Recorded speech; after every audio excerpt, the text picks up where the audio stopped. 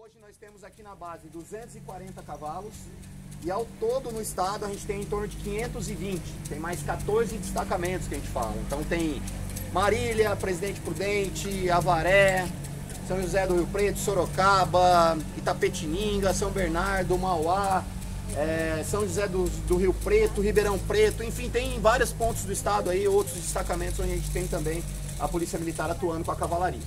Beleza? Como que é feita a nossa rotina aqui, né? Então, para vocês entenderem como funciona mais ou menos o quartel, esse prédio que está atrás de vocês, principal aqui, é o prédio administrativo.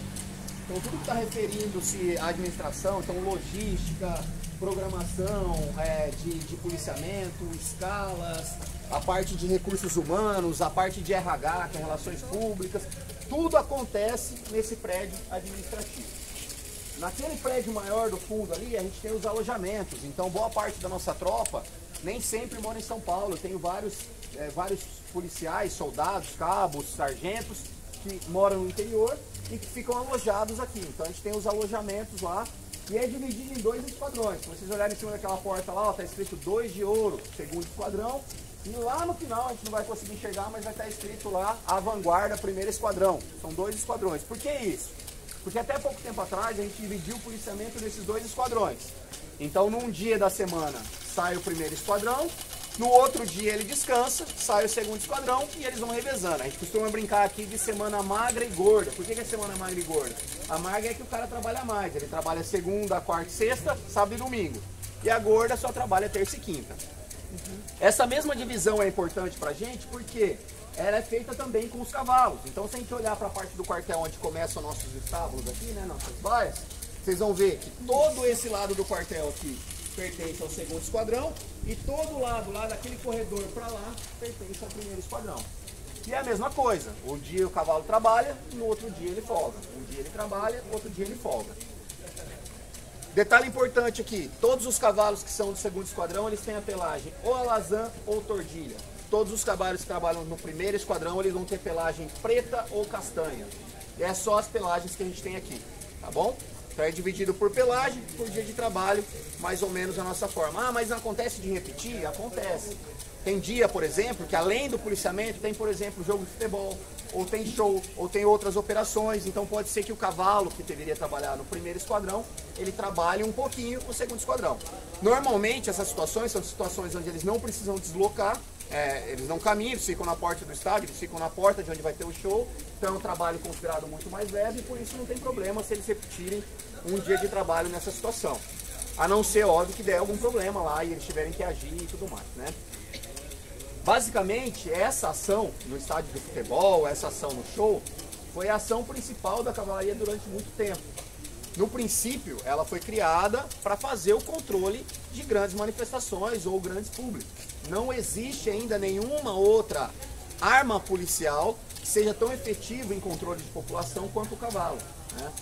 Só que no recorrer dos tempos a gente foi perdendo isso aí, não tem mais tanta manifestação. Hoje em dia ainda existe, obviamente, briga, estádio de futebol, existe manifestação na Paulista, vira e mexe, mas não são mais manifestações violentas, a gente não tem mais muita confusão onde a cavalaria precisa ser empregada. Então a gente precisou renovar, e nessa renovação a gente começou a fazer o policiamento na área central. Todos os lugares onde a polícia atua com a cavalaria, os índices criminais chegam a cair em torno de até 70%. Então muita gente pergunta, né, por que existe a cavalaria ainda? Hoje a gente está na atualidade, né? Não era para ter cavalo no policiamento, na verdade não. Está quase que comprovado aí que a nossa modalidade de policiamento montado, ela é extremamente efetiva em reduzir. Por quê? Porque ela dá visibilidade. Então a pessoa que vai cometer o crime ali no centro, por exemplo, ela vê de longe que tem um policial a cavalo lá e que ele rapidamente vai chegar nela se ele cometer o crime lá, ele se inibe. Então a gente tem a queda nesses índices criminais aí com base na presença da cavalaria e hoje essa passou a ser nossa principal função. Então por mais que a gente ainda atue no estádio, a gente ainda vai bastante em jogo de futebol, a gente vai em muito evento grande, show e tudo mais, o principal é o policiamento na área central. E por fim, a cavalaria ainda tem uma outra tradição muito forte aqui que é o esporte, né? Os esportes equestres, eles foram introduzidos no Brasil pelos militares do exército, mas o CCE, que é o concurso completo de equitação, o adestramento, o hipismo clássico, todos eles foram iniciados aqui no Brasil pelo pessoal do exército. E isso virou uma tradição, e a polícia não é diferente. A gente tem aqui competidores competindo, inclusive em nível profissional, no hipismo clássico, no CCE e no adestramento. Então, qual que é a sala? A cela, na verdade, a gente tem vários tipos de cela diferentes. A gente tem uma cela específica de policiamento para o dia a dia. A gente tem um material operacional de CDC, que fala que é controle de distúrbio civil, que é o equipamento de choque, que é outro tipo de cela. E para as modalidades esportivas a gente também tem celas específicas. Então para a cela de salto eu vou ter uma cela de salto específica do hipismo clássico, para o adestramento eu vou ter a cela de adestramento, então depende muito da função na qual o cavalo vai ser submetido, tá bom? Mais alguma dúvida? Tranquilo? Uma pergunta.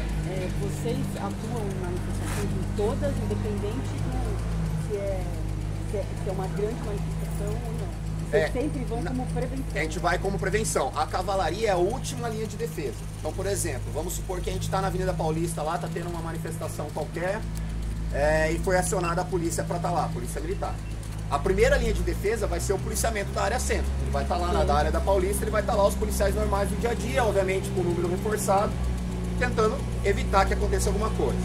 Vamos supor que a coisa começou a evoluir ruim lá, o pessoal começou a quebrar tudo, vir para cima, é acionado nessa situação o 3º Batalhão de Choque. O 3º Batalhão de Choque é exclusivo ou específico para o controle de distúrbio civil. Eles têm aqueles carros específicos com jato de água, que dá choque, que não sei o que lá, e é o pessoal treinado para fazer a primeira linha de frente. Não está conseguindo segurar, é muita gente, já jogou bomba de gás, já jogou bala de borracha, já fez tudo que tinha lá. Na primeira linha de defesa não conseguiu, a próxima etapa é a carga de cavalaria. Então a carga de cavalaria é feita uma linha, existem várias formas de atuação na verdade, mas normalmente uma linha, e essa linha avança contra a turba lá, o pessoal que está fazendo a manifestação e obviamente a quebradeira. Tá? Então a gente sempre está nas manifestações, mas a gente sempre está numa posição recuada. Tá? A gente está longe ainda do foco da manifestação, a gente só atua realmente quando existe o problema. Tá bom? Tem muita coisa sobre policiamento que eu não vou saber responder para vocês, porque como veterinário eu não vou para a rua. A gente acompanhou várias operações já, reintegração de posse, manifestações, mas não é comum a gente ir. Vocês vão ver que não tem necessidade de a gente ir, já que aqui dentro a gente acaba tendo um sistema de hospital. Então acontece alguma coisa na rua, a primeira coisa que é feita é o cavalo ser recolhido e trazer para cá. Desde uma pequena ferida até procedimentos maiores, se tem a possibilidade de remoção, a gente traz para cá. E assim, a rotina de animais lesionados na rua é alta ou é baixa? Muito pequena. A gente tem mais problema interno, por ser um quartel muito antigo, os cavalos se machucarem na baia, se machucarem na distensão aqui dentro. Na rua acontece muito escorregar em faixa de pedestre, que é lisa, alguns calçamentos são muito lisos também na cidade de São Paulo, ali no Vale do Anhangabaú é muito escorregadio, normalmente os cavalos que vão para lá fazer o policiamento eles vão com ferradura de borracha, depois eu mostro para vocês como é feito isso daí. Mas assim, a gente tem poucos acidentes em rua, a gente tem muito mais problemas aqui. Tá? Agressão aos cavalos? Não temos. O pessoal respeita muito. Como vocês vão ver, nossos cavalos são cavalos muito grandes, uma média de 500 quilos. Eu vou falar sobre raça e tudo mais para frente, mas a população normalmente respeita. É diferente, por exemplo, de relatos que a gente escuta em Israel. Israel, até no policiamento diário, os cavalos saem com uma capa, como se fosse um colete à prova de bala e facada, porque nas manifestações lá o pessoal passa dando facada. Aqui nunca aconteceu, a gente nunca teve esse problema. Então a gente tem a proteção dos cavalos do choque, né, quando vai para essa situação de controle de distúrbio civil, mas a gente não tem a população agredindo o cavalo. Talvez até culturalmente a gente não tenha essa visão, né? O cara prefere tacar um tijolo, tentar derrubar o policial de cima. O policial pode, o cavalo não. O cavalo ninguém mexe, tá? Então é cultural nosso defender os animais aí muito mais que talvez em outros lugares. Então existe esse respeito. Então a gente nunca teve agressão a cavalo. A gente já teve situação de o cavalo tomar tiro no passado, em grandes manifestações, mas são casos bem isolados. Há muitos anos não acontece agressão de civil, da população ou de qualquer outro órgão na rua aí contra os cavalos da polícia. O pessoal respeita bastante realmente, até pelo porte físico deles. Beleza? Ótimo, perfeito. Vamos caminhando, pessoal? A gente tem essa pista, não comentei, né? Uma pista bem grande, com sistema de drenagem, manutenção super moderno, né? Para que a gente permita que o ano inteiro a gente tenha tanto o treinamento dos cavalos para o choque, como o treinamento dos esportes que eu passei para vocês. Então o hipismo clássico e o adestramento, eles são treinados aqui. A gente já teve cavaleiro participando de Olimpíada, só para você ter uma ideia, né? Então, em 94, no CCE, o Sargento Porcina representou a equipe brasileira lá no adestramento. A gente tem cavaleiros aqui com índice sul-americano e pan-americano, também disputando CCE, adestramento ou hipismo clássico. Então, Luciano, você faz? Nunca viu a cavalaria saltando na Santa Mara, na Paulista, no clube de campo? A gente sempre está nas competições aqui em São Paulo, a gente sempre está presente. É um número grande de cavalos. Bom, vamos lá. Que tipo de cavalo a gente tem aqui, pessoal? Olhando assim, alguém tem alguma ideia de raça, o que a gente deve ter? Todo mundo acha que é PSI? O que é o PSI, na verdade, a sigla? Alguém lembra aí ou não? Puro sangue inglês. A gente já teve no passado puro sangue inglês, tá? Não temos mais. Por quê? É um cavalo de sangue quente, extremamente agitado e que não gosta de ficar na baia. Normalmente, se eu for no Jockey Club lá agora, existem vários trabalhos provando isso, não só no Jockey Club aqui, mas em qualquer lugar do mundo, e fizer endoscopia nos cavalos, eu vou achar uma taxa de incidência de mais de 90% de gastrite nos animais.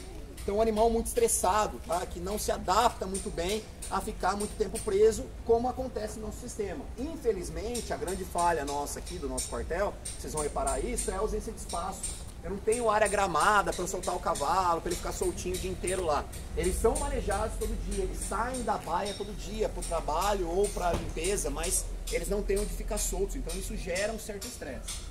Com isso, há muitos anos a gente foi modificando o perfil, embora já tivesse no passado o PSI, praticamente todo o nosso plantel hoje é de uma raça que a gente chama de BH. Já ouviram falar ou não? Brasileiro de Hipismo, tá? Então, desde a década de 70, quando a raça surgiu no Brasil, a raça foi criada por dois brasileiros, o seu José Mendonça e o seu Enio Montes, do Aras J-Man, ou Agroman, e do outro Aras, eu esqueci o nome agora, daqui a pouco eu lembro. Eles decidiram pegar éguas daqui do Brasil, que tinham um porte grande, sem raça definida, e cruzar com garanhões de raças de salto europeu. Então, o Trakehner, o Holsteiner, o Hanoveriano e tudo mais. E eles foram obtendo um padrão até chegar na raça que é o brasileiro de Hipismo.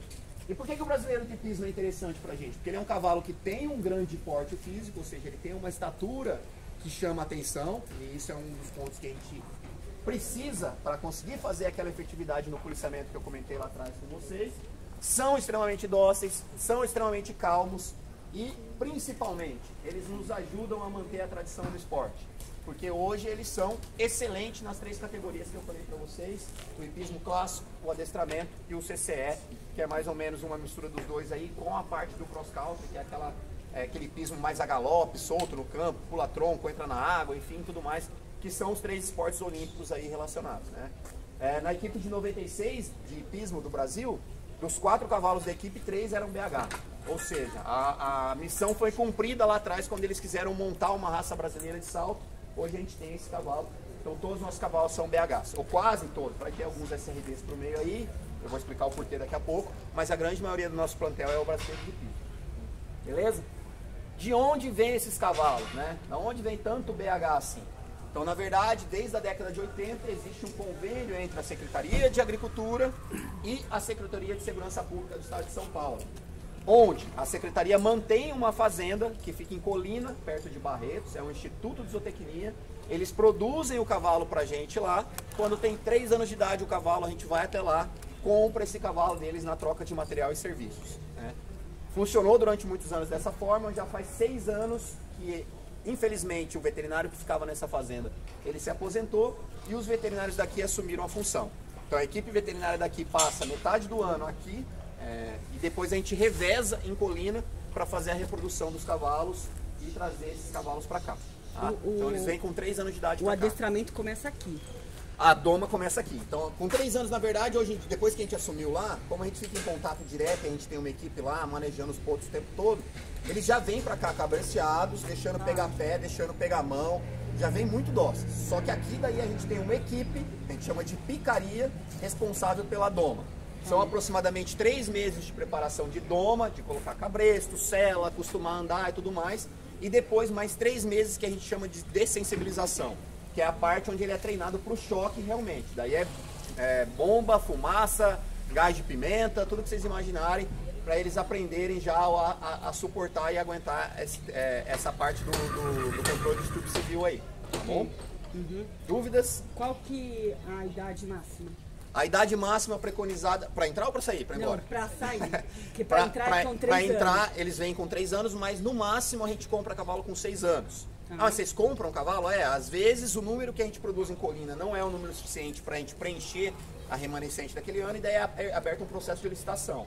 E daí por isso que não todos os cavalos são BH, porque quando eu abro esse processo de licitação, eu não posso exigir raça, eu só exijo características. Então eu quero um cavalo que tenha 1,56 de cernelha, que tenha pelagem castanha, lasanha ou tordilho, que não tenha andamento de marcha, ou seja, ele tem que ter trote, galope e passo como andamentos naturais, enfim, tem toda uma lista lá de características, e daí as pessoas oferecem e a gente compra. Daí no máximo 6 anos de idade. Voltando na pergunta da professora, até que idade eles trabalham? Então a idade preconizada é 20 anos de idade, né? O cavalo sai aqui do regimento por 3 motivos. O primeiro deles, completou 20 anos de idade. Então ele entra num processo de reforma. O que é o processo de reforma?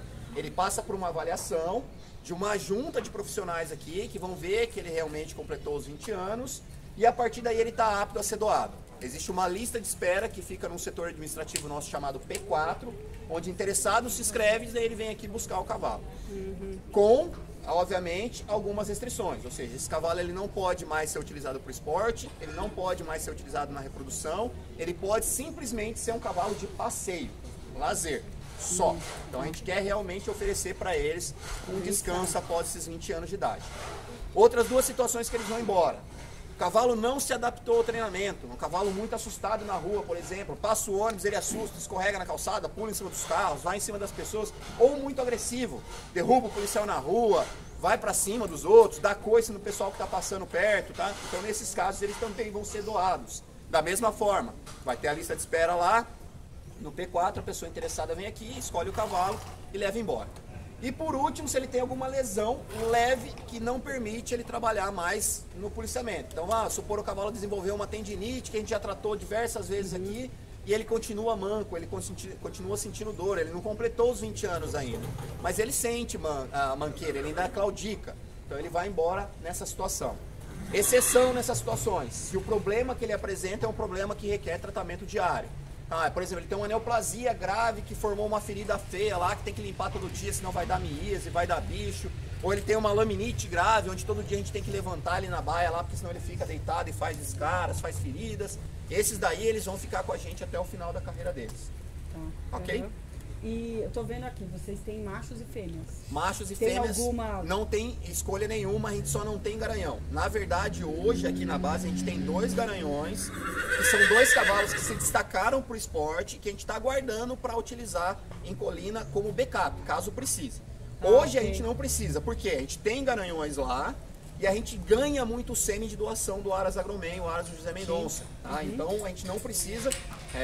Com a ajuda dele, ao longo dos anos, a gente fez um salto genético nos nossos cavalos, então teve uma melhoria genética absurda, não só no quesito de esporte, que eu comentei com vocês, mas também no próprio policiamento. A gente tem cada vez cavalos maiores e mais dóceis e mais aptos ao trabalho, né? Então a genética favoreceu isso daí.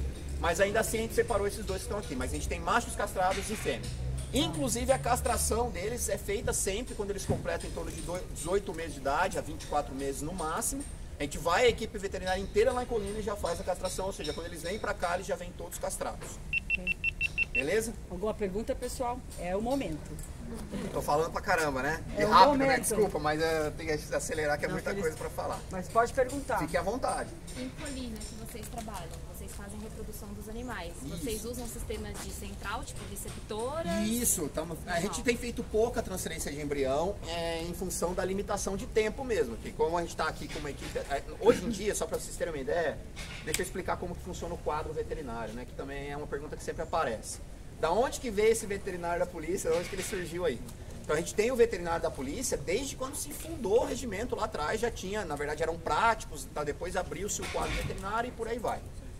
Infelizmente funcionou muito bem até por volta dos anos 2000. Por volta dos anos 2000, os comandantes que atuavam aqui na polícia, um pouquinho antes de 2000, começo dos anos 2000, decidiram que talvez fosse melhor terceirizar o serviço e não mais ter o quadro oficial veterinário. Então durante muitos anos a gente ficou sem ter concurso para veterinário aqui. Então era feita a terceirização, se pagava para que um veterinário civil viesse aqui. E isso foi retomado só em 2015. Então, em 2015, a gente começou a preencher as vagas novamente. Como que se preenche as vagas? Foram abertos concursos públicos, ou seja, é divulgado abertamente para quem quiser prestar. A exigência é só que você seja formado na medicina veterinária. É feita inicialmente uma prova de questões de múltipla escolha e também discursivas sobre, principalmente, medicina veterinária envolvendo equinos e medicina veterinária envolvendo cães. Porque a gente destina aqui essas duas funções, ou aos cavalos da cavalaria ou aos cães lá do canil, tá bom? Na nossa prova de 2014, desculpa, a prova que eu prestei para entrar aqui, caiu também alguma coisa de animal silvestre, porque naquele momento se imaginava também mandar pessoas do quadro veterinário para polícia ambiental. Isso não aconteceu, tá? Porque não tem uma base estrutural para a gente atuar na ambiental. A gente consegue até ajudar num resgate, mas não tem para onde mandar, não tem um centro de reabilitação, então não tinha onde esse veterinário atuar no dia a dia. Então esse plano ficou para depois, infelizmente até agora não foi concluído, mas é isso. Então a gente entra através de um concurso público. Ah, é só a prova, capitão? Não, depois vem o mais difícil. Vem testes médicos, toxicológicos, psicológico, teste físico, enfim, são 7 etapas. Investigação social, onde a polícia dá uma vasculhada na sua vida e vê se você não tem nada muito podre lá no passado. Enfim, a gente passa por um crivo aí, né? Até chegar a virar médico veterinário. Beleza, como que é composto o nosso quadro hoje de evolução, né? Então, na polícia, só para vocês terem uma ideia, muita gente não sabe, né? Mas a gente divide os policiais em praças e oficiais. O que são os praças? São as patentes mais baixas. Então, soldado, cabo e sargento. É essa sequência. Então, o cara quer entrar na polícia lá, ele pode fazer uma prova para ser praça. Ele vai entrar, vai fazer a escola de 1 ano lá em Pirituba, vai virar um soldado e depois ele vai seguir carreira até sargento. Alguns conseguem chegar até o posto de oficial, de segundo tenente. Tá?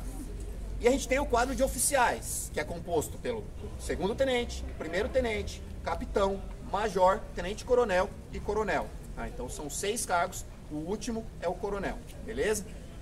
No nosso caso, quando a gente faz o concurso para entrar como médico veterinário, a gente já entra como segundo tenente, ou seja, eu pulo a etapa de praça, eu entro já como oficial. A gente faz um período de treinamento na Academia do Barro Branco, que é a Academia de Oficiais, e depois a gente segue uma carreira própria do quadro. Tá? Quantas vagas tem? Então, na verdade, a gente tem 2 postos de major, um que é o chefe da divisão de equino, um que é o chefe da divisão de cães. Aí a gente tem 4 vagas de capitães, 2 para o canil, 2 para a cavalaria. Um vai cuidar do canil central e o outro vai ser responsável pelos canis que a gente tem no interior. Na cavalaria a mesma coisa, um vai cuidar do que a gente chama de FVR aqui, que é a formação veterinária regimental, ou seja, o nosso hospital que está aqui dentro, e o outro vai cuidar dos destacamentos do interior, aqueles 14 que eu falei anteriormente. E depois a gente vai ter 10 tenentes, 5 no canil e 5 na cavalaria. Tá? Hoje aqui na cavalaria, quantos veterinários a gente tem? Somente 6. Então não está todo completo o quadro, a gente tem 6 policiais trabalhando aqui, somos em 2 capitães e 4 tenentes. Tá bom? Então fica puxado. Você tinha perguntado para mim, vocês ficam lá em Colina, como é que faz tal, enfim. Tem que ficar uma parte da equipe cuidando dos problemas aqui e uma parte da equipe cuidando dos problemas lá. Então a gente se divide nesse quesito. Nem sempre sobra tempo para a gente tocar uma reprodução como a gente gostaria, fazendo transferência de embrião e tudo mais. Então a gente tem feito muita inseminação artificial, com sêmen fresco e com sêmen congelado, e algumas transferências. As transferências a gente tem feito de éguas daqui. Então a gente tira o embrião das éguas daqui e põe nas receptoras lá, exatamente para pegar as de melhor genética que estão aqui e conseguir aproveitar lá. Mas ainda é num índice bem baixinho, tá bom? O pessoal sempre pergunta, né? Cada cavalo tem um dono? No passado era assim, cada cavalo tinha o seu cavalo como carga, ele era responsável por esse cavalo e só andava com ele. Hoje em dia não, a gente tem mais policiais do que cavalos, tá? Obviamente, quando a gente vai pagar um cavalo por serviço, ou seja, quando sai a escala de manhã lá, de qual policial vai sair com qual cavalo, a gente procura colocar os que já se conhecem, que já interagiram, que já tem uma boa interação, uma boa amizade, vamos colocar assim. Mas nem sempre isso é possível, então o cara sai com o cavalo que foi indicado para ele, beleza? Como que são identificados os cavalos? Se vocês olharem essas plaquinhas na porta, vocês vão ver que todas elas têm um número e um nome, né? Então todos os cavalos têm número e têm nome. Esse número é para facilitar a visualização à distância, já que eles são muito parecidos. E ele é feito com marcação a frio com nitrogênio líquido. Então o nitrogênio líquido é um líquido que chega a uma temperatura de menos 190 graus Celsius aí, Eu pego o ferro de marcação, ponho lá 1, 2 minutos no líquido para ficar bem gelado e depois encosto na pele do cavalo e seguro por 1 minuto. Ele não machuca, não dói, é indolor, o cavalo não reclama, não sente dor. Eles ficam mais assustados com a fumaça do nitrogênio. Vocês já viram o nitrogênio líquido já ou não? Fica soltando aquela fumaça. Eles ficam mais assustados com o nitrogênio, com a fumaça, do que com o procedimento em si. O procedimento ele só cauteriza os folículos pilosos para que aquele pelo comece a nascer branco. Então ele só é ruim para a identificação de um cavalo tordilho, por exemplo, que tem muito pelo branco, fica mais difícil de fazer a identificação do número. Mas eu consigo marcar mesmo assim, então todos os cavalos são marcados na palheta do lado esquerdo com o número. Aí vocês vão olhando e vão falar assim, pô Alexandre, mas tem cavalo aí que eu vi que tem marcação na palheta do lado direito também. A marcação do lado direito ela é feita lá em Colina, quando os outros estavam lá. Então, para a identificação deles lá, é feita outra marcação. Então, essas marcações é que ajudam a gente a identificar os cavalos no dia a dia. Beleza? Por que eles estão batendo na porta aí? Porque tá chegando a hora da comida deles, já sabem, tá? Como que é feita a alimentação dos cavalos? Então, a gente faz aqui 2 pagas de feno de gramínea, que é a gramínea específica para o cavalo, né? Ou Tifton, ou Crush Cross, com 3 pagas de ração. Cada paga de ração tem 2 quilos e cada paga de feno tem aproximadamente 4 quilos. Então eles comem no dia todo 8 quilos de feno e aproximadamente de 4 a 5 quilos de ração. Beleza? A ração sempre dando intervalos grandes, né? Então uma paga de manhã cedinho, uma paga perto da hora do almoço e uma paga no final da tarde para reduzir o número de cólicas. Essa ração é uma ração específica da cavalaria. Ah, vocês que produzem? Não. A gente ao longo dos anos foi mexendo na formulação dela até chegar numa fórmula que agradou a gente, que deu um número reduzido de cólica, que manteve os cavalos com um aspecto, um score corporal bonito. E a partir daí, tudo bem? E a partir daí a gente firmou essa receita, então é feita uma licitação, uma empresa comercial ganha, só que ela produz a nossa ração, ou seja, não é uma ração que é vendida comercialmente lá fora, ela é específica da cavalaria. Beleza? Se vocês olharem na cama das baias por dentro, vocês vão ver que todas elas estão com maravalha, serragem. A gente já testou várias outras formas de cama aqui, já teve piso de borracha, não funcionou legal, o cheiro de amônia ficava muito forte. A gente já teve palha de coco, que estava na moda um tempo aí também, ela não aguentou muito bem o nosso manejo. O que melhor funciona realmente é a maravalha, a raspa de madeira.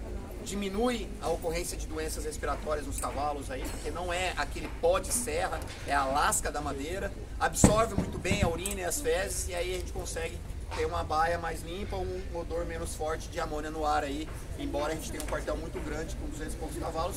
Acho que só quem não está muito acostumado com o cavalo mesmo para sentir um cheiro ruim, ou não sei, né? Mas a grande maioria consegue viver muito bem aqui sem reclamar de qualquer mau cheiro. Um trabalho muito legal de ecoterapia aqui, que começou no começo dos anos 90. Inicialmente era uma coisa bem amadora realmente, era uma tentativa de ajudar policiais que se acidentavam, que eram baleados, e tinham dificuldades de locomoção e tudo mais. Mas o pessoal foi evoluindo muito, a procura começou a ser grande e a gente começou a montar uma equipe multidisciplinar. Então hoje tem educador físico, tem fisioterapeuta, fonoaudiólogo, psicólogo, o pessoal envolvido na ecoterapia, os policiais que trabalham na ecoterapia, eles dão palestra inclusive fora do país hoje, explicando sobre como deve funcionar a ecoterapia, como deve ser preparado o cavalo da ecoterapia. Enfim, é um trabalho muito legal, a lista de espera é gigante. E todos os dias à tarde a gente recebe pessoas com vários tipos de deficiência, não só mais policiais, igual era no começo, mas da comunidade em geral, que se inscrevem em participar desse projeto aqui, que dá respostas excelentes, dá um resultado excelente para esse pessoal que tem algum tipo de deficiência ou de debilidade, tá bom? Metade do quartel para cá, primeiro esquadrão. Hoje em dia a gente ainda tem 3º e 4º esquadrão, tá? São outros 2 esquadrões trabalhando em horário noturno e matutino, né? Porque aumentou o número de cavalos, aumentou a nossa demanda também no policiamento, como eu falei para vocês anteriormente, então a gente tem, na verdade, 4 esquadrões. Mas a divisão principal ainda se mantém, que é essa de 1º e 2º, de um lado o cavalo alazão, do outro lado o cavalo castanho, beleza? A gente tem uma outra pista aqui para fazer a extensão dos cavalos e para soltar os cavalos no dia a dia, né? Então como que funciona o manejo diário? Eu falei que os cavalos trabalham um dia e folga no outro, né? Mas e aí, quanto tempo ele trabalha? Qual que é a carga horária desse cavalo na rua? Na verdade é a mesma do policial, a gente costuma falar que é o 12 por 36, ou seja, ele trabalharia 12 horas descansaria 36. Trabalha 12, descansa 36. Mas na verdade ele não trabalha 12. Por quê? Porque tem todo o trabalho de preparo desse cavalo antes de sair para a rua e também quando ele retorna. Então o policial ele chega na base para trabalhar no 12 por 36, ele recebe a escala lá no esquadrão dele. Fala, ó, você vai sair com o cavalo 424, sei lá. Aí o que ele tem que fazer? Ele vai ter 3 horas para ele vir aqui, pegar o cavalo dele, rastrear o cavalo, soltar o cavalo, limpar o casco, preparar o material, se arrumar e daí sair para a rua. E mesma coisa quando ele retornar. Ele vai ficar 6 horas na rua, na hora que ele retorna, ele vai ter outras 3 horas para rastrear o cavalo dele, limpar o material, guardar, se arrumar e ir embora. Então, na verdade, os cavalos ficam em torno de 6 horas somente na rua, tá bom? E o dia que ele está de folga? Ele fica trancado na baia? Não. Vocês viram que tem um baita prédio administrativo no fundo lá, né? Esse prédio administrativo tem policiais que não estão indo para a rua, estão em funções de administração. Só que a administração não toma todo o tempo do dia dele. Então ele recebe também, além das funções administrativas durante o dia, a função de descer e tomar conta de 2 ou 3 cavalos. Então ele vai tirar o cavalo da baia, vai rastrear o cavalo, vai limpar o carro, vai soltar o cavalo, vai deixar ele interagir com os outros, correr um pouco, caminhar, depois vai limpar o cavalo novamente e vai colocar o cavalo na baia. Ou seja, o cavalo sai da baia todos os dias. Tá? Para a gente tentar diminuir o máximo possível as chamadas estereotipias. O que é estereotipia? São vícios que o cavalo adquire, mas são de estresse. Então ficar dançando na porta da baia, assim, ó, vocês vão ver que quase não tem isso aqui, quase não acontece. O que é isso aí? O cavalo está estressado, né? Tinha um vídeo outro dia de um quartel da polícia de um outro estado, não lembro qual, acho que Minas Gerais, que estava um pessoal visitando igual vocês. Tinha uma banda ensaiando no fundo, a banda do quartel, e daí a pessoa colocou no vídeo lá, ah, que bonitinho, o cavalo faísca aqui, ó, a banda tá tocando e ele tá dançando. Nada de bonito, o cavalo tá estressado, vamos soltar ele um pouco mais, tira essa banda de perto dele, tá? Não tinha nada a ver. Coprofagia, que é comer as próprias fezes, aerofagia, que é engolir ar, tá? Todos esses problemas, eles podem aparecer no cavalo estabulado, então para a gente tentar reduzir isso, a gente procura soltar e manejar os cavalos com a maior frequência possível. Depois vocês vão ver lá no fundo que a gente tem inclusive um andador elétrico. Então eu coloco os cavalos lá, por mais que seja um negócio chato, repetitivo, pelo menos eles saem da baia. Então eles ficam andando lá em círculos, para um lado, para o outro, para exercitar. Foi construído com essa função, mas hoje ajuda bastante a gente, inclusive na fisioterapia de cavalos com problema no locomotor. E armazenamento de alimento, né? Não está completamente cheio, tá? Com a carga que a gente recebeu na semana passada, a gente recebe semanalmente feno e ração, né? Se vocês olharem, a gente tem todo o cuidado de o feno estar sempre em pallet, assim como a ração, ou seja, não está em contato direto com o chão, não está em contato direto com a parede, ó, tem uma distância entre o feno e a parede ali, não está em contato direto com o teto, o ambiente muito limpo, ó, sem teia de aranha, o mais limpo possível, bem ventilado, então vários exaustores, hoje está desligado porque está fresquinho, mas na época do calor fica ligado. A gente tem inclusive um desumidificador de ambiente lá no fundo, para tirar o excesso de umidade nos dias mais chuvosos, para evitar que cresça mofo no nosso feno e tudo mais. Controle de roedores, então várias iscas com veneno de rato, as caixinhas pretas aqui no canto, para tudo quanto é lado, grade na janela aí, para também evitar esses roedores. Tudo isso para manter o máximo de cuidado possível. Esse que é um ponto crucial na nossa criação. Se a gente descuidar com a qualidade do alimento aqui, lascou.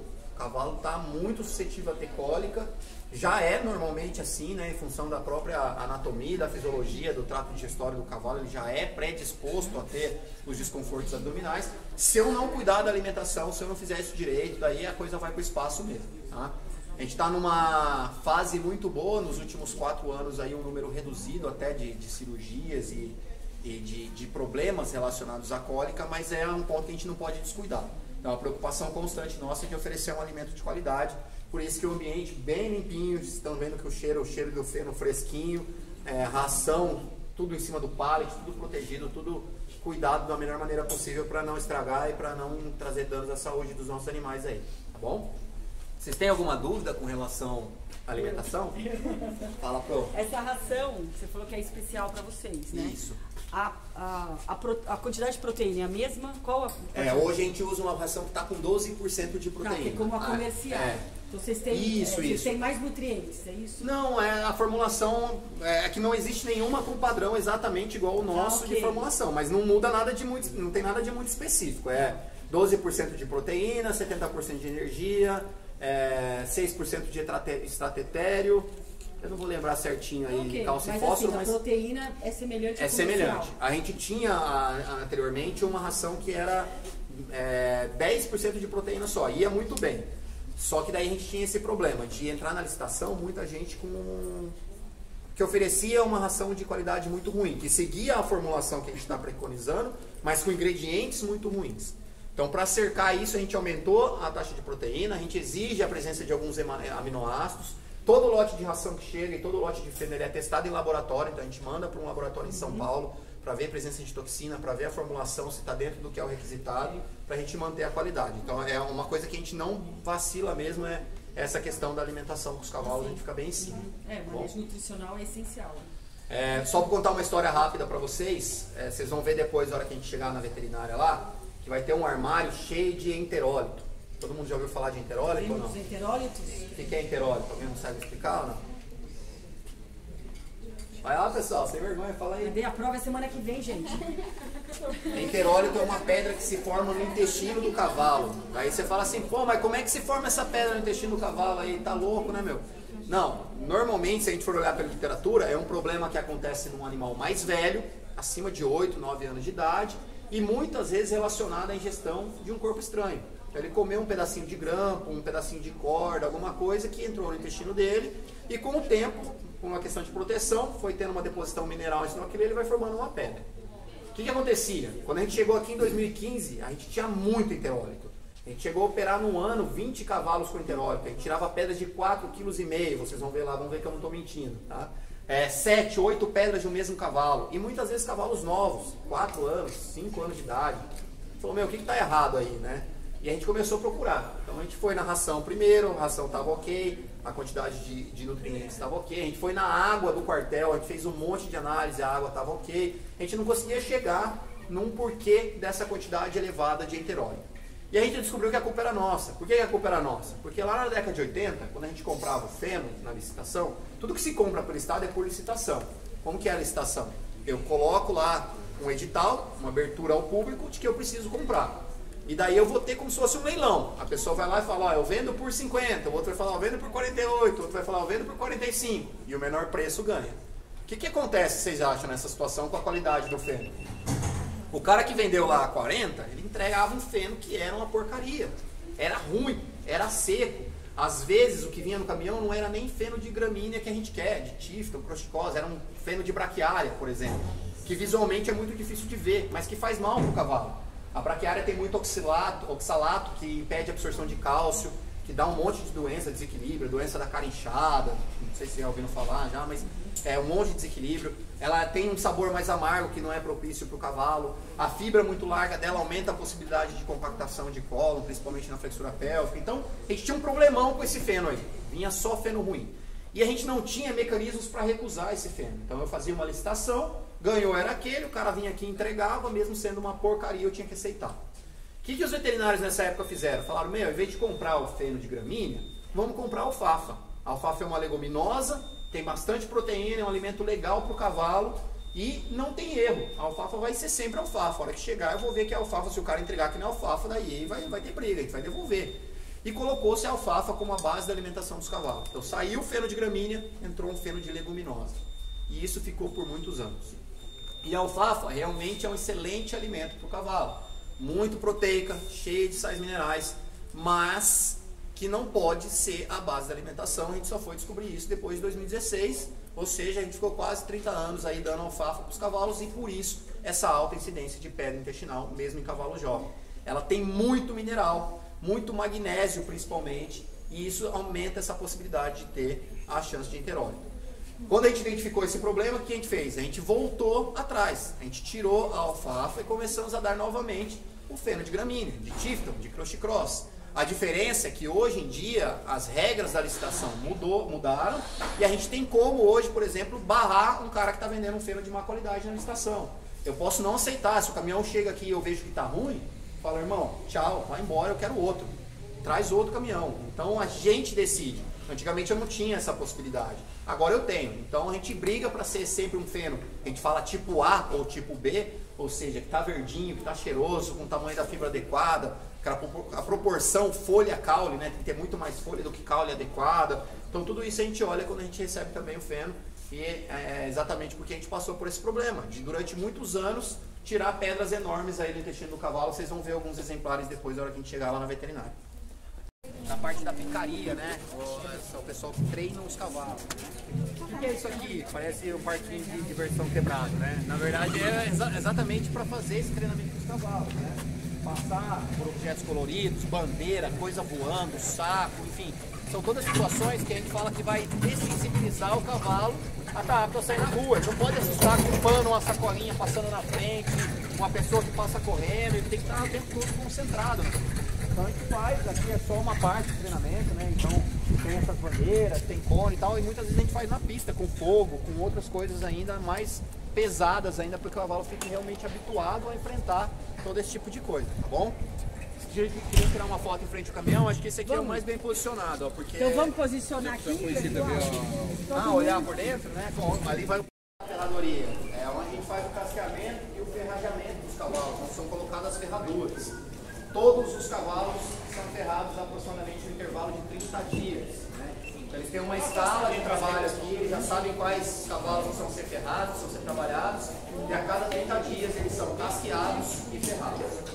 Aqui é diferente de muitos lugares que a gente vê aí, os policiais trabalham em dupla, para conseguir otimizar o serviço e não se machucar tanto, não ferrar com a coluna aí. Né? Então um segura e o outro casqueia. Né? O Ribeiro aqui e o Rodrigo, 2 mestres aí do ferrajamento aqui nosso. Tá? Olha lá, primeiro ele retira o excesso de sola, né? Faz uma limpeza. Vocês lembram do nome das partes aí do casco do cavalo, não? Pinça, ranilha, talão, todo mundo lembra? Olha, tá cortando ali nas barras e na pinça um pouquinho. Vai retirar o excesso de ranilha. As ranilhas precisam ter os sulcos sempre limpos, o sulco central, os 2 sulcos laterais, porque é por onde escorre a sujeira quando o cavalo pisa, né? Então a pisa ela faz um amortecedor e empurra essa sujeira para sair por trás. Então esses sulcos têm que estar sempre limpos, né? Sei que vai ser difícil todo mundo ver e acompanhar aí, mas é só para a gente ter uma ideia. A sola tem que ser levemente côncava, né? Então tem que ter essa curvatura, ele tem que apoiar na muralha do casco, daí sim, depois o casco se expande e pode até tocar o chão, mas ele tem que ser côncavo.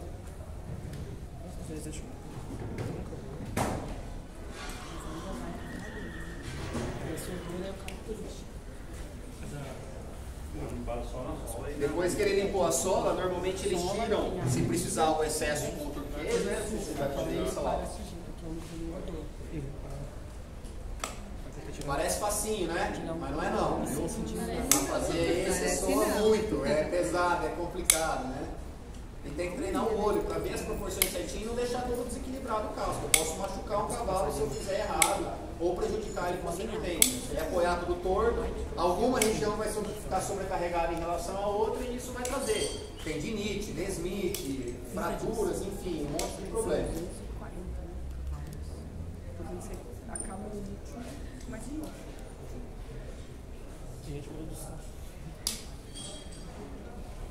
Alguém já tinha visto isso ser feito aqui ou muita gente não viu?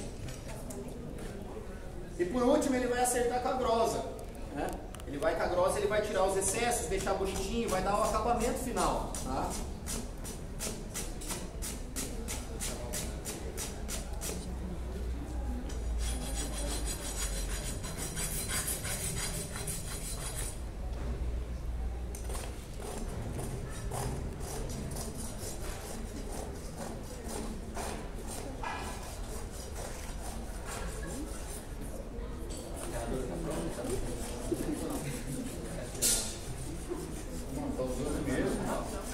Vocês também não estão com pressa, né? Não. Quanto tempo tem que fazer o experimento? É bem rápido, tá? Em torno, vocês levam no máximo 40 minutos aí, normalmente? 40 minutos por cavalo, mais ou menos, às 4 horas, 4 menos. E quando que ele volta? Tem 30 dias. A cada 30 dias, todos aproximadamente são casqueados, tá? Casqueados e ferrageados. O que demora mais, às vezes, é o cavalo que precisa de uma ferradura especial, né? Então, às vezes tem um cavalo que tem uma ferradura em forma de coração, em forma oval, forma fechada, com um talonete, né? Com salto atrás, daí eles têm que fazer a ferradura. Tudo isso eles fazem aqui. Então, eles fazem o curso aqui dentro, buscam um curso fora e são extremamente especializados em fazer o cascamento normal, que é esse que a gente está vendo, e também o terapêutico quando necessário. Galera, você pode levantar só para mostrar um negócio aqui para eles? Não sei se vai dar para todo mundo ver aqui, ó. Mas ó, a gente tem a parte da sola e daí a gente tem essa linha.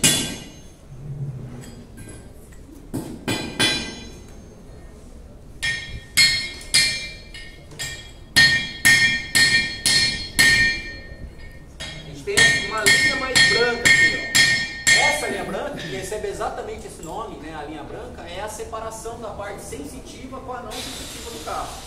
Para fora dela eu vou ter a epiderme, que não é vascularizado, não é inervado, ou seja, não sangra, não dói, é como se fosse a unha. E para dentro, não na sola, mas por dentro do casco eu vou ter a derme, que é ligada com ela, né? Ela é ligada por interdigitações, várias lâminas de ligação. Por isso que a doença chama laminite. O que é laminite? É quando eu tenho descolamento dessas lâminas, tá?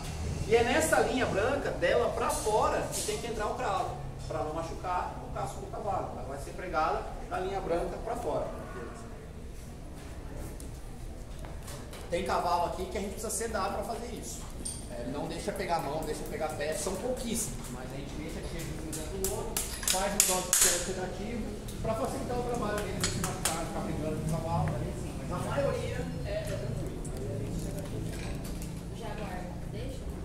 Jaguar não lembro, tá 14,12, né? Qual é o Jaguar? 14,15. 13,04, acho que são 04. São dois Jaguar.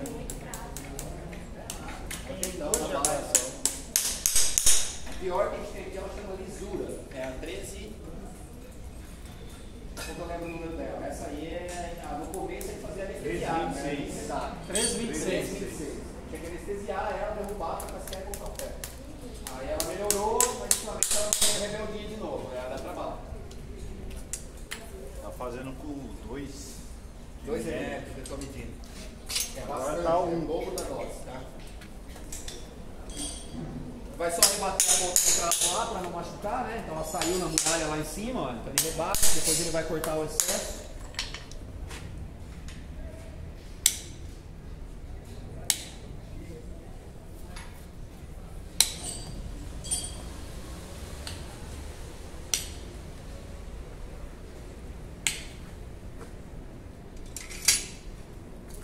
A pinça jacaré dá uma rebatida na ponta lá também para não deixar a ponta realmente não ter risco de machucar o cavalo.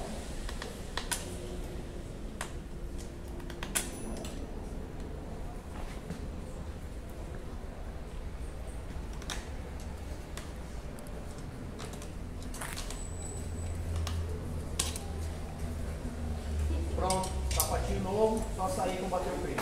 Ok? Existe um policial encarregado só para fazer a reposição de medicamento pra gente. Então, todo dia ela vem aqui, é uma menina, né, no carro, todo dia ela vem aqui, olha o que está faltando, o que precisa, repõe, porque todo dia a gente acaba utilizando bastante medicamento e muita coisa. Na parede ali logo atrás, vocês vão ver que tem tipo um escaninho de plástico fixado na parede ali com vários papéis pendurados. O que são isso aí? São as receitas dos cavalos. Então aí foi identificado um problema, o cavalo se machucou, sei lá, o cavalo está com febre, o cavalo está salivando demais, o cavalo está com cólica, enfim, qualquer coisa. Foi identificado, ele está trazido no FVR, sempre vai ter um veterinário aqui para atender. A gente não trabalha 24 horas, mas das 7 da manhã às 7 da noite tem veterinário, e depois disso sempre tem um veterinário de plantão e sempre tem enfermeiro. Enfermeiro é 24 horas. Então se o enfermeiro identificou alguma coisa e ele não conseguiu corrigir, ele vai ligar para o veterinário vai ter que vir aqui atender. É um problema cirúrgico, vai precisar de uma equipe inteira veterinária. Sempre tem uma equipe inteira escalada. Então tem um de plantão e já um anestesista, um auxiliar, todo mundo pronto para vir em qualquer horário. Então funciona 24 horas, tá bom? Então identificou o problema lá, vai ter um veterinário, ele vai atender. Ele vai ter uma folha, acabou aqui, se não tem mais, que é um receituário. Tá? Então ele coloca lá qual que foi o problema do cavalo, o que ele quer que administre, como que ele quer que seja feito curativo e por aí vai. Ele assim, no dia a dia, quem faz esse trabalho é o enfermeiro. Então o veterinário ele atende, ele fez o diagnóstico e passei 7 dias de butazona com o cavalo que está mancando. Não sou eu que vou ficar aplicando, eu fiz a receita, eu só vou acompanhar. A partir daí os enfermeiros tocam para a gente exatamente o que a gente não dá conta, é muita coisa. Tá? Cada veterinário tem um escaninho, ou seja, tem os animais que ele está atendendo e acompanhando. Todos os procedimentos que os enfermeiros realizam, eles anotam no livro, para a gente acompanhar se o que a gente pediu foi feito. Todos os cavalos que têm problemas que limitam ele sair na rua, um machucado muito feio, ou não, ele está mancando, ou ele está com dor, ou ele está com febre, a gente vê isso num outro livro aqui. E daí o pessoal do esquadrão tem um policial responsável que vai vir aqui, vai olhar o livro e vai falar, ó, hoje todos esses cavalos que estão listados aqui não podem sair para a rua. E já exclui eles, a gente chama de baixado. Fica baixado o cavalo até a segunda ordem. Tá? E além desses registros em livro, que parece muito arcaico ainda, mas que aqui dentro funciona muito bem, a gente tem um sistema. A gente tem um software instalado aqui, comercial, não é propaganda, mas é o que a gente tem, chama Equino Gestor, que ajuda a gente a organizar. Então todos os cavalos têm uma ficha, tem lá a data de nascimento, resenha, coloração na pelagem, marcações, quando ele foi vacinado, quando ele foi refugado, todas as vezes que ele baixou, todas as vezes que ele passar pela veterinária fica registrado aqui. Então tem um histórico de todos os cavalos certinho, e se perguntar agora é só eu entrar pelo número ali que eu vou saber o que já aconteceu, tudo que ele já passou aqui. Beleza? Então, de novo, só para reforçar a importância dos enfermeiros para a gente aí. O veterinário é importante, só que aqui na nossa rotina, só o veterinário não daria conta nunca. Os enfermeiros é que realmente tocam o grosso do nosso serviço aí. Beleza? Aí tem um museuzinho do horror aqui, de alguns tumores que a gente já tirou, bem antigo, né? Graças a Deus a gente não tem mais esse problema aqui, mas no passado a gente teve cavalo morrendo por verminose, o intestino inteiro obstruído por verminose. Desde 2014 para cá a gente faz somente 2 vermifugações por ano e um controle de OPG amostral, ovos por gramas de fezes lá. Então a gente coleta, tem 200 cavalos, a gente coleta de 20, faz o APG no nosso laboratório aqui mesmo, se está baixo a gente adia ou posterga a vermifugação. Aí dá mais 60 dias, a gente faz de novo o APG, deu baixo ainda, posterga de novo. Tá? Então normalmente a gente só faz 2 vezes por ano e tem sido atendido muito bem a nossa demanda aí, né? A cada 3 vermifugações a gente muda o princípio ativo, tem todo um cuidado também para não desenvolver uma resistência parasitária. Tem um fetinho abortado também há muito tempo atrás, né? Foi antes até da nossa chegada aqui, um feto de aproximadamente 45, 50 dias, vários dentes que a gente arrancou. Isso aqui é um negócio bem interessante, chama cialolito, é um cálculo de saliva que a gente tirou da face de um cavalo, tá? É um negócio bem raro e diferente, a gente até publicou numa revista. A gente tem algumas peças aqui que a gente usa para o curso de enfermeiro, para o curso de ferrador, né? Então a gente faz o curso ser o mais prático e visual possível para que realmente eles aprendam, né? Então aquilo que eu acabei de falar das lâminas do casco, né? Se a gente olhar por dentro do casco sequinho aqui, dá para ver, ó, que são várias lâminas mesmo onde se encaixam a derme. Pode pegar essa aí. A parte de odontologia a gente tem evoluído muito aqui, né? Então, por exemplo, se eu olhar o crânio do cavalo aqui, eu consigo dizer se ele é macho ou fêmea? Vocês sabem dizer ou não? Sim. Sim, né? Pelo quê, principalmente? Pelo canino, né? Então, se ele tem o canino aqui, eu sei que é macho. Aquele ali, por exemplo, não tem. É uma probabilidade muito maior dele ser fêmea. E por aí vai. Então, a gente tem algumas coisas que a gente guardou aqui para usar em aula. E aí a gente tem os enterólitos que eu comentei com vocês lá no galpão lá de alimentação. Então, olha aqui, só para vocês terem uma ideia. São só alguns, tá? Não tem todos aqui que a gente retirou, a gente deixa alguns aqui para mostrar, alguns que são mais diferentes, né? Esse com grão de aveia, o cara dava aveia pro cavalo sem a gente saber, não faz parte da nossa alimentação. Lembra que eu falei, não falei em nenhum momento em aveia, né? Mas aí o cara, não quero dar um agrado pro meu cavalo, entupir ele de aveia, tá lá, deu ruim também, tem que operar e tirar. Várias pedras, e como eu falei, a maioria em função de um erro alimentar que a gente cometeu no passado, de dar alface. No entanto, a gente tem os quadros clássicos também, né? Então a gente radiografou algumas dessas pedras. Essa aqui, por exemplo, ela está cortada na metade, não sei nem onde está a outra metade dela, mas a gente cortou porque a gente radiografou ela e a gente viu que tem um corpo estranho metálico aqui no meio. Então tem um grampinho no meio dela. A mesma coisa essa outra, a gente quebrou ela na hora de cortar, na verdade a gente tentou cortar, ela quebrou, mas é um pedacinho de corda de feno. Ele comeu, então ao redor disso se depositou os minerais lá e se formou o cálculo interal, né, o chamado enterólito, dentro do intestino do cavalo.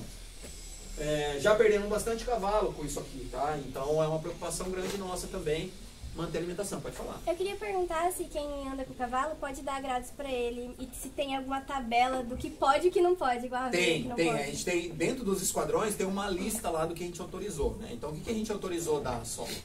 O cara pode dar cenoura, ele pode dar maçã, ele pode dar beterraba, o que mais que tem lá?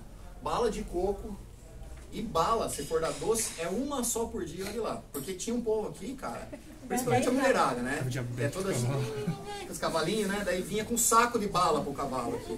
Aí um monte de cavalo com dente podre aí, ou tendo cólica porque tava comendo um monte de porcaria. Então, a gente procura evitar. Fala assim, ó, não fica dando muito não, mas se quer dar de vez em quando não tem problema. Tem a listinha lá com as quantidades que cada uma dá. Eu não lembro de cabeça agora, mas tem certinho lá a listinha, fica fixada no esquadrão. Então, o pessoal procura respeitar porque sabe do risco. Mas no passado já teve problema já. Tá? Dúvidas? Não vai dar pra gente entrar ali, é um espaço muito pequeno, mas é um laboratório. Tá? Nesse laboratório a gente roda hemograma e copro parasitológico, basicamente.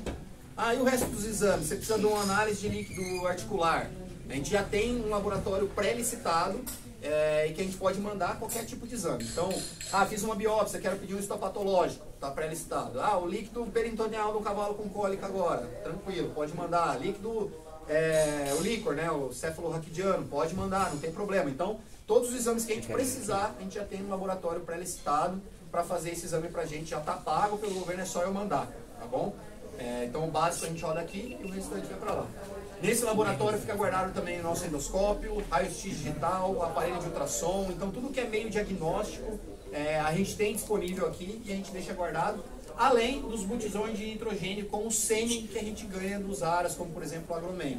Então o cavalo dele que já foi campeão brasileiro, campeão mundial, mas que são cavalos de uma genética mais antiga, que ele não usa mais, ele costuma doar as paletas de sêmen pra gente, fica guardado no nitrogênio aqui dentro.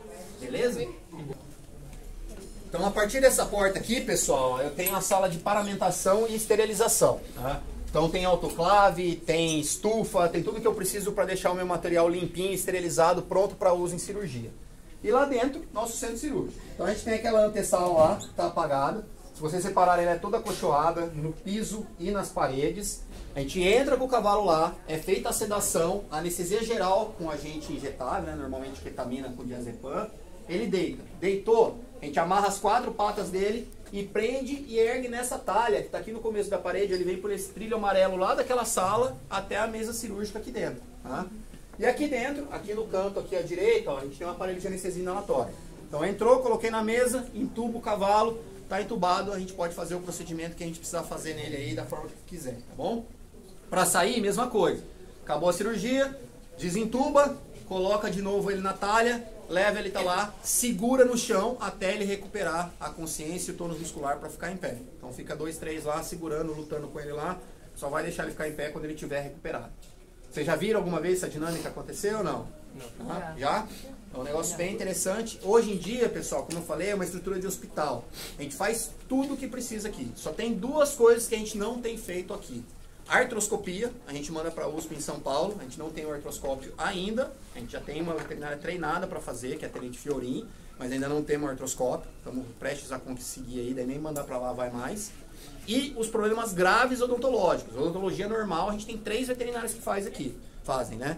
Mas caso muito grave, até uma fístula oronasal com uma sinusite grave, fratura de 4 ou 5 dentes, uma coisa muito bizarra, vai para o professor Romero na USP em Pirassununga. Então são só esses 2 tipos de problemas que a gente não resolve aqui, todo o resto é feito aqui mesmo. Tá? Já teve problema de fratura de osso longo também, algumas a gente faz aqui, dependendo do material necessário a gente também acaba encaminhando para a USP. Mas já teve caso da gente fazer aqui, colocar placa e parafuso e felizmente deu certo. Aqui a gente tem muito pouco esses problemas, graças a Deus, aqui, porque normalmente é bucha, né? Mas muito obrigado pela atenção. De nada, pessoal, foi um prazer. Por você dispor esse seu tempo a nós, que foi muito produtivo. Muito obrigado. Que bom que vocês gostaram. Obrigada. Voltem sempre. Muito obrigada. Fala.